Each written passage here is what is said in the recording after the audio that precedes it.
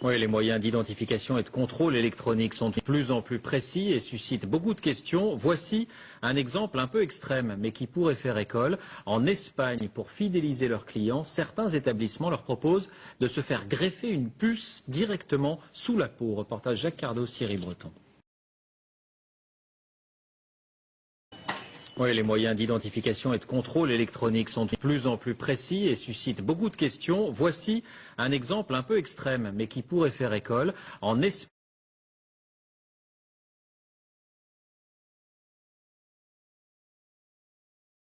pour fidéliser leurs clients, certains établissements leur proposent de se faire greffer une puce directement sous la peau. Reportage Jacques Cardos, Thierry Breton.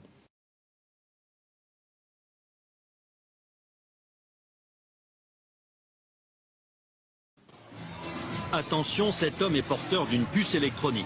Implantée dans le bras, elle lui permet d'avoir accès au carré VIP. Comme un produit de supermarché, les clients sont barcodés et la puce contient leur crédit consommation. Ainsi, dans cette boîte de Barcelone, il y a ceux un peu vieux jeux qui dansent encore avec un porte-monnaie et ceux qui n'en ont plus besoin. Légalisée depuis un an, cette greffe est même proposée à l'intérieur de la boîte contre 125 €. L'opération ne dure qu'une vingtaine de minutes. D'abord une petite anesthésie locale, ensuite la puce est greffée sous la peau et reliée à un compte personnel, un peu comme un compte bancaire.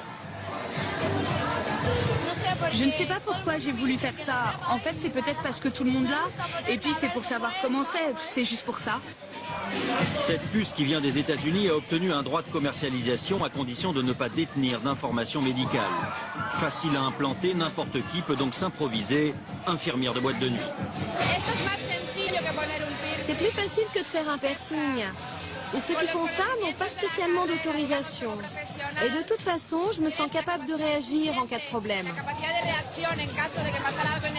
Une centaine de consommateurs a déjà opté pour l'identification électronique.